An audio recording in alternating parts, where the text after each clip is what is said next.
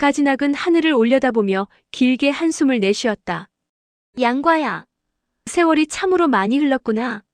그 말에 양과는 멈칫했다. 목숨이 위태로운 이 순간에 웬 세월 타령이란 말인가?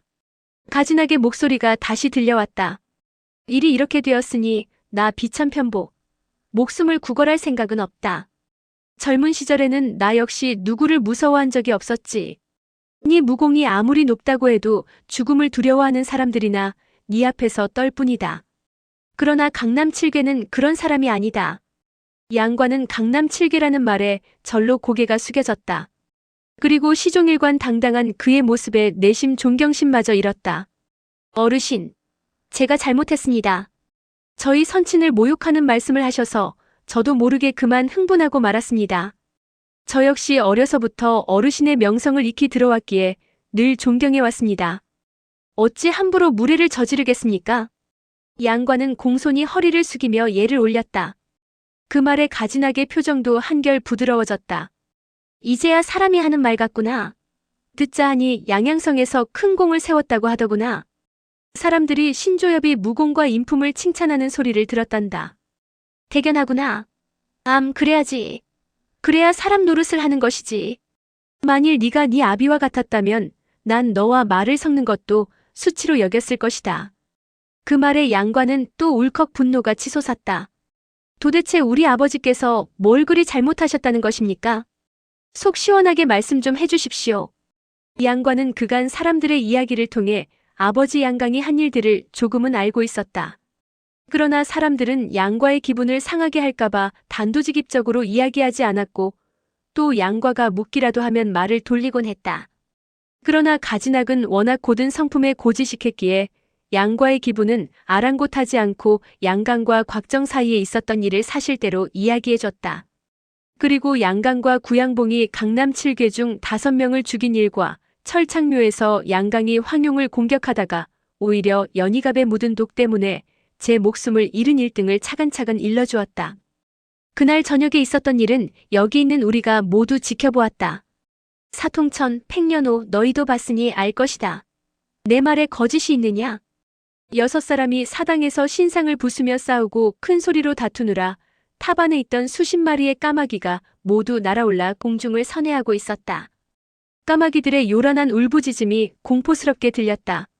사통천이 탄식하듯 말했다. 그날 저녁에도 이렇게 까마귀가 많았지요. 그때 양공자가 나를 붙잡았는데 만일 팽 형제가 재빨리 내 팔을 잘라주지 않았다면 나도 이 자리에 없었을 겁니다. 팽년호도 입을 열었다. 간호인의 말이 모두 사실이기는 하나 그래도 영종께서는 예의가 바르고 인품도 훌륭하셨습니다. 또 인물도 좋고 얼마나 비범하셨는지 모릅니다. 이야기를 모두 들은 양과는 머리를 싸매고 괴로움에 몸을 떨었다. 자기를 낳아준 아버지가 그처럼 간악했다니 자신이 아무리 이름을 날려도 아버지 죄를 씻을 수는 없을 것 같았다. 그렇게 사당 안에 침묵이 흘렀다. 까마귀 우는 소리가 더욱 을신연스럽게 울려 퍼졌다. 한참 후 가지낙이 입을 열었다. 자네가 양양에서 큰 공을 세워 나라와 백성을 구했으니 세상 사람들이 자네를 칭송하는 목소리가 드높다네. 자네 아버지가 무슨 죄를 지었건 그건 이미 지나간 일이야. 그 역시 자네가 자신의 죄를 씻어준 것에 기뻐하고 있을 걸세. 양과는 곽정 부부를 만난 후의 일들을 떠올렸다. 황용은 언제나 경계심을 가지고 자기를 대했다. 생각해보니 그간 있었던 모든 오해의 시작은 바로 자기 아버지 때문이었다. 그러나 아버지가 없었다면 자신은 세상에 태어나지도 못했을 것 아닌가. 양과는 길게 한숨을 토하고는 몸을 돌리며 사통천 등을 향해 소리쳤다. 어르신께서는 너희와 한 약속을 지키러 오셨다. 어르신은 약속은 반드시 지키는 분이시다. 이제 나와의 일은 끝났으니 어서 공격하거라. 다만 너희가 수를 믿고 한꺼번에 공격한다면 내가 너희를 죽여 어르신의 복수를 할 테다. 그 말에 사통천은 할 말을 잃고 멍하니 서 있었다. 그러자 팽년호가 대신 나섰다. 양대협, 저희가 무지해서 어르신께 큰 결례를 저질렀습니다. 두 분께서 저희 잘못을 용서해 주시기를 바랍니다. 그 말에 양과가 대꾸했다. 정이 너희 뜻이 그렇다면 내 분명히 말해두겠다. 이건 너희가 약속을 어기고 어르신을 공격하지 않은 것이다. 그러자 팽년호가 얼른 대답했다. 그럼요. 간호인은 신의를 목숨처럼 여기시는 분입니다. 저희도 참으로 탐복했습니다. 이 모든 건 저희 잘못입니다. 그 말에 양과가 단호하게 말했다. 어서 가거라. 그리고 앞으로는 날 만나지 않는 게 좋을 것이다. 그러자 사통천 등은 허리를 굽혀 예를 올리고 가진학에게도 사죄한 후 사당을 나갔다. 양과가 굳이 이렇게 한 것은 가진학의 체면을 살려주기 위해서였다. 가진학도 이를 알고 양과에게 고마운 마음이 들었다. 두 사람은 어질러진 물건들을 대충 치우고 자리에 앉았다. 내가 가응해 온 건 곽양 때문일세. 곽양이라는 말에 양과는 흠칫 놀랐다. 광랑자에게 무슨 일이라도 생겼나요? 가진학은 한숨을 내쉬면서도 얼굴에는 미소가 떠올랐다. 곽정의 두 딸은 서로 다르면서도 둘 다 말썽꾸러기일세. 그래서 정말 골치가 아프지. 얼마 전 영웅대연이 끝난 후 어찌된 일인지 곽양이 아무런 말도 없이 양양을 떠났다는군. 이번에는 곽정도 크게 노하여 여기저기 사람을 보내 찾아보았지만 아직까지 소식이 없다는군.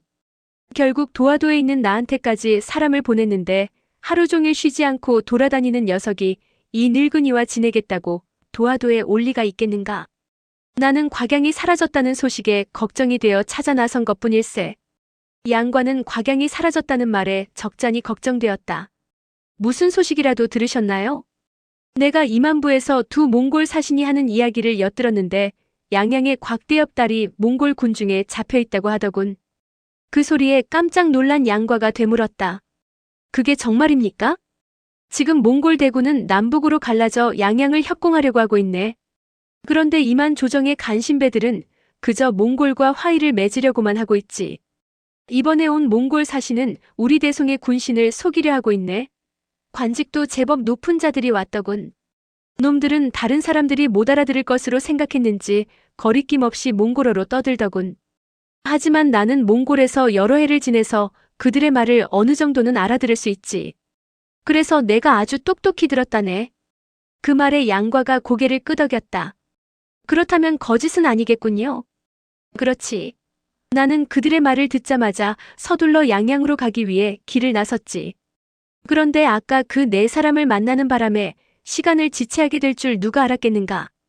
이 늙은이가 죽는 거야 별일 아니지만 양희의 소식은 알려야 했기에 아까 그자들에게 시간을 달라고 하고선 가까운 곳에 있는 정영과 육무상에게 알렸지. 두 사람은 이 소식을 전하기 위해 북쪽으로 갔네. 그 말에 양과가 고개를 끄덕이며 물었다. 어르신, 정영과 육무상은 잘 지내나요?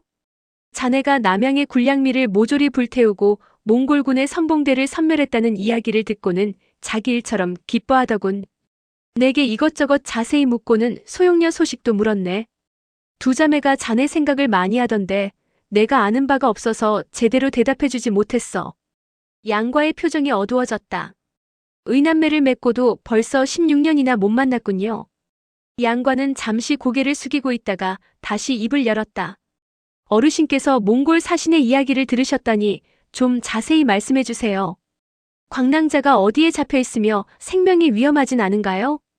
그런 이야기는 않더군. 내 보기에 그자들도 자세히 아는 것 같지는 않았어. 빨리 찾아야겠군요. 제가 가서 꼭 구해내겠습니다. 가진학은 얼마 전 도화도로 찾아온 개방 제자에게 양과가 양양에서 한 일을 전해 듣고 그의 제주에 탐복했다. 더구나 좀 전에 자신의 몸으로 직접 양과의 무공을 체험하지 않았나? 가진학은 화난 표정으로 양과에게 말했다. 자네가 간다니 안심이네. 어서 가서 양이를 구해주게. 어르신, 한 가지만 부탁드리겠습니다. 어르신께서 저 대신 선친의 묘에 비석을 하나 세워주십시오. 비에는 선친 양강의 묘의 불초자 양과가 비를 세운다는 내용을 새겨주십시오. 뜻밖의 부탁에 가진학은 잠시 멍하니 양과를 바라보았다. 그래, 내 그리 해주겠네. 그 말에 양과가 감사의 뜻을 표하고 몸을 돌렸다. 저는 그만 가보겠습니다. 어르신은 천천히 오십시오. 양과는 즉시 가흥으로 돌아가 말 3匹를 샀다. 그러고는 그 길로 북쪽으로 내달렸다. 가는 길에 계속 말을 바꿔 타며 길을 재촉했다. 이 무렵 몽골의 황제는 양양을 치러 왔다가 당주와 등주에서 대패했다. 또 남양에서는 화재로 몇 년간 비축해온 굴량미를 몽땅 잃었다. 더군다나 그 과정에서 많은 군사들이 죽거나 다쳤기에 군의 사기가 크게 꺾여 있었다. 그래서 당분간 남양 북쪽 안채에 군영을 세우고 우선 동정을 살피기로 했다. 양과는 하루가 되지 않아 몽골 군영 근처에 닿았다. 넓은 군영에는 사방에 깃발이 펄럭이고 병기가 반짝였다. 막사 옆으로 또 막사가 이어졌다. 도무지 끝이 보이지 않는 거대한 규모였다. 양과는 저녁이 되기를 기다렸다가 군영으로 숨어 들어갔다. 군영 안은 경계가 삼엄하고 방비가 튼튼했다. 아무리 무린 고수라도 혼자서 대군과 맞서 싸울 수는 없는 법이다. 양과는 함부로 움직이지 않고 어둠을 이용하며 밤새도록 조심스럽게 주둔지를 돌아다녔다. 그 때문에 양과는 겨우 동쪽 군영 하나밖에 살펴보지 못했다. 양과는 일단 나와서 몸을 숨기고 있다가 다음 날이 되자 서쪽 지역 군영을 돌아보았다. 이렇게 하루에 하나씩 동서남북 군영을 모두 돌아보았지만 곽양에 관한 소식은 조금도 들을 수가 없었다. 결국 양과는 한어를 할 줄 아는 참모를 하나 붙잡아 정보를 캐보았으나 양양성의 곽대엽 딸을 잡아왔다는 이야기는 들은 바 없다고 했다. 그래서 양과는 가지나기 뭔가 잘못된 정보를 들었거나 아니면 곽정이 이미 곽양을 구해낸 것으로 생각했다. 그렇게 양과는 곽양이 몽골 군영에 잡혀있지 않다는 결론을 내렸다. 가만히 손가락을 꼽아보니 소용녀와 약속한 날이 다가오고 있었다. 군영을 빠져나온 양과는 말을 북쪽으로 몰아 절정곡을 향해 치달렸다. 한편 금융국사는 어느 산길에서 곽양과 입씨름을 하고 있었다. 내가 지닌 모든 무공을 너에게 전수해 줄 테니 날 스승으로 삼거라. 당신의 무공이 아무리 뛰어나도 난 당신같이 악한 사람을 삽으로 모실 생각은 추호도 없어요. 왜 내가 악한 사람이라고 생각하는 것이냐? 몰라서 물어요? 당신은 내 친구인 장수기와 대두기를 단숨에 때려 죽였잖아요. 그들은 당신과 아무런 원한도 없는 사람들인데 왜 그런 살수를 쓴 거죠? 난 너에게 말을 구해주려고 했을 뿐이다. 그리고 그 사람들이 먼저 날 공격하는 걸 너도 보지 않았느냐? 만약 내 무공이 약했다면 그들이 나를 죽였을 것이다. 그러자 곽양이 코웃음을 치고는 따지듯 말했다. 좋아요. 당신이 정말 좋은 사람이라면 더 이상 날 못 가게 잡지 않겠죠? 난 이제 양과 오빠를 찾으러 갈 테니 더는 날 귀찮게 하지 마세요. 그 말에 금융국사는 고개를 가로저었다. 그건 안 된다. 넌 내 제자가 되어 20년 동안 무공을 배워야 한다. 그 다음엔 네가 누굴 찾아가든 상관하지 않겠다. 그러자 곽양이 깜짝 놀라서 되물었다. 뭐라고요? 20년 동안이나 무공을 배우라고요? 곽양의 놀라는 모습을 보고 금융국사가 얼른 얼버무렸다. 꼭 20년이 걸린다는 말은 아니다. 넌 똑똑하니까 더 빨리 익힐 수 있을 것이다. 그 말에 곽양이 짜증을 내며 말했다. 정말 답답하군요. 난 당신을 삽으로 모실 생각이 없는데 왜 자꾸 저한테 강요하는 거죠? 그러자 금융국사가 하소연하듯 말했다. 너야말로 답답하구나. 나같이 훌륭한 스승이 이 세상에 또 어디 있다고 그러는 것이냐? 다른 사람들은 제자로 거두어달라고 몇백 번을 찾아와 부탁해도 내가 허락하지 않았다. 그런데 넌 내가 자진해서 무공을 전수해주겠다고 하는데 왜 거절하는 것이냐? 그 말에 곽양이 피식 웃으며 대꾸했다. 누가 훌륭한 스승이라고 그래요?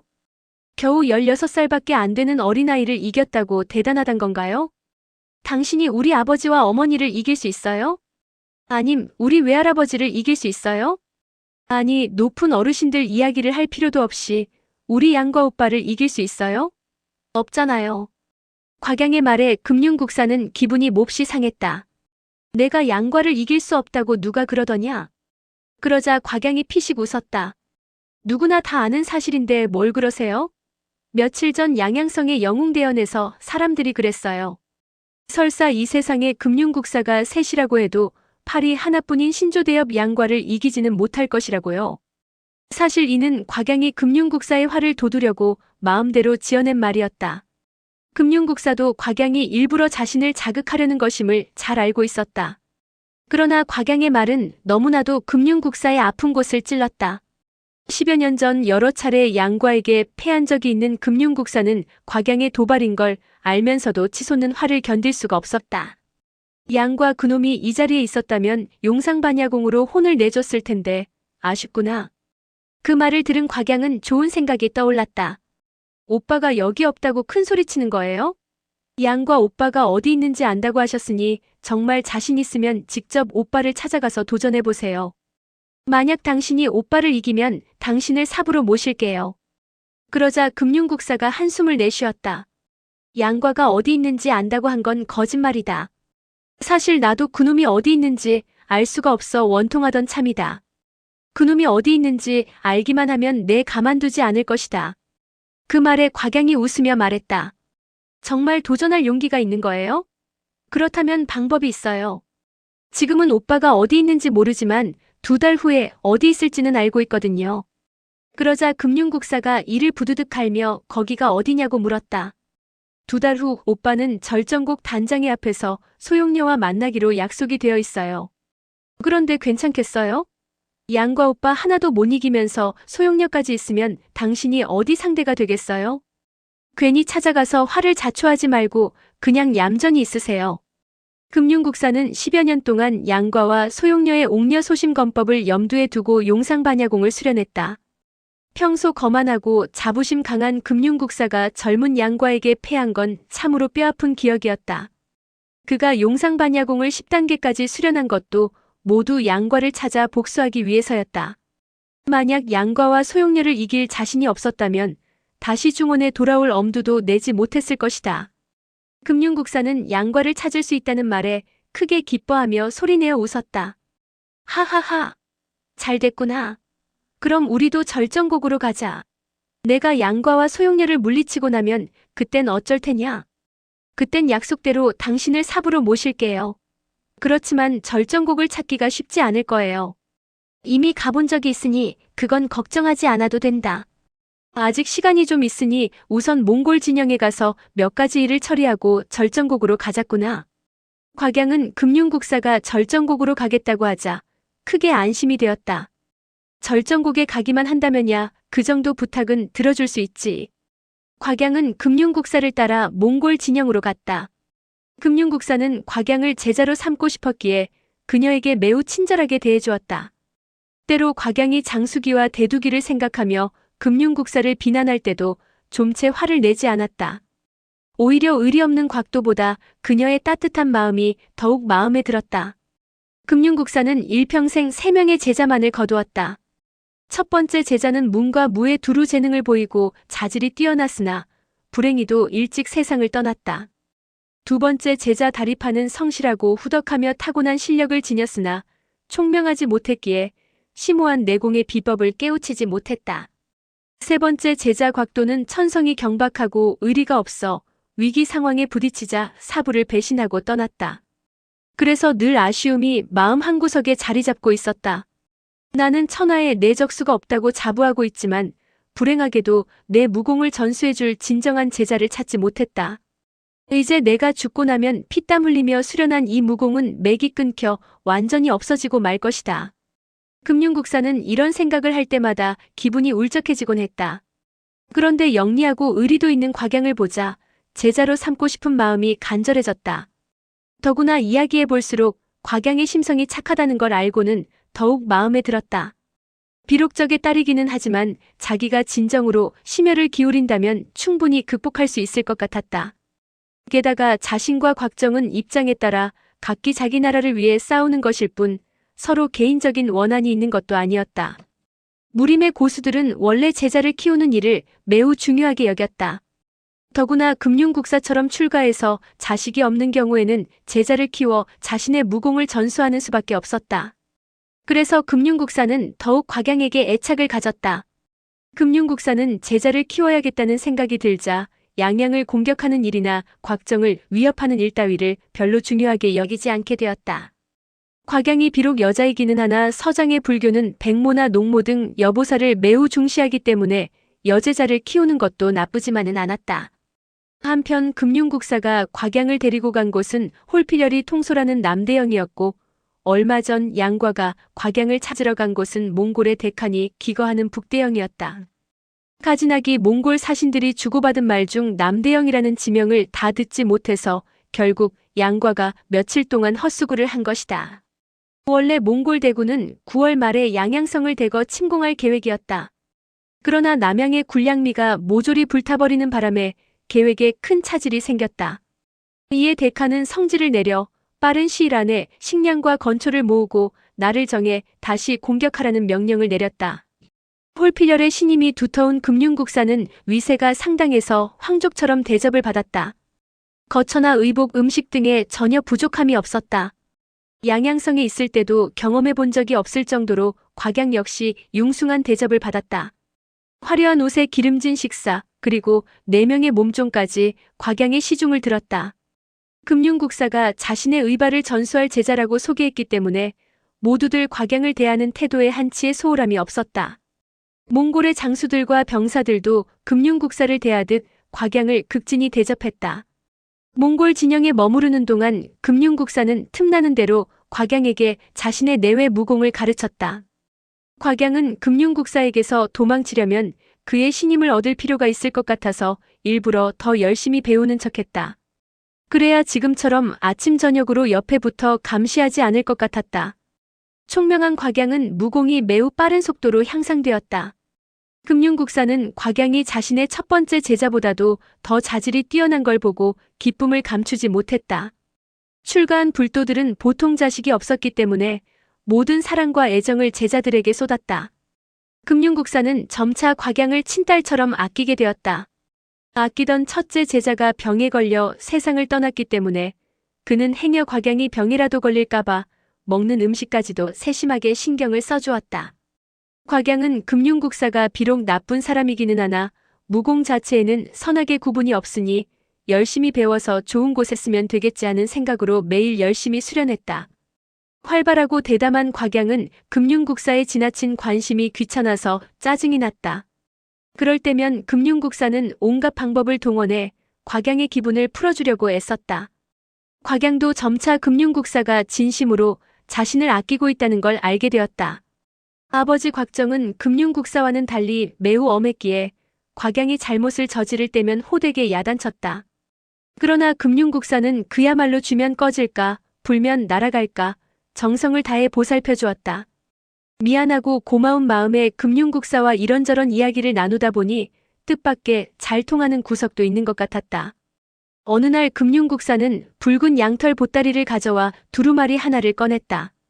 두루마리를 펼치니 구름과 자욱한 안개 속에 신선과도 같은 사람이 서 있었다. 머리에는 붉은 법관을 썼고 왼손에는 분홍색 연꽃을 들고 있었으며 오른손에 든 검으로 한 뭉치의 헝클어진 실을 잘라내고 있었다. 여기 계시는 분은 우리 조사님이신 연화생대사이시다. 절을 올리거라. 그러곤 금융국사가 그 사람을 향해 경건하게 절을 올렸다.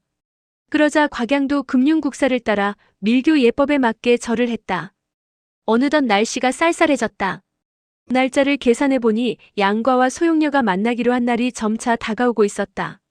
서두르지 않고 천천히 가려면 한 달 정도가 걸릴 터이니 지금쯤 출발해야 할 것 같았다. 사부님, 대체 양과 오빠와 소용녀를 찾아서 도전할 용기가 있는 거예요? 만약 사부님 혼자 힘으로 힘들다면 제가 도와드릴게요. 그러자 금융국사가 큰 소리로 웃었다. 좋다, 내일 출발하자꾸나. 금융국사는 오랫동안 곽양과 함께 지내면서 그녀를 매우 아끼게 되었다. 더 이상 곽양을 인질로 삼아 곽정을 위협할 생각은 하지 않았다. 금융국사와 곽양이 절정곡을 향해 떠나기 하루 전날 양과는 이미 절정곡을 향해 길을 나섰다. 둘 사이의 거리는 불과 100여리도 되지 않았다. 오늘의 영상은 여기까지입니다. 영상이 도움이 되셨다면 구독과 좋아요, 알람 설정 부탁드립니다. 시청해주셔서 감사합니다.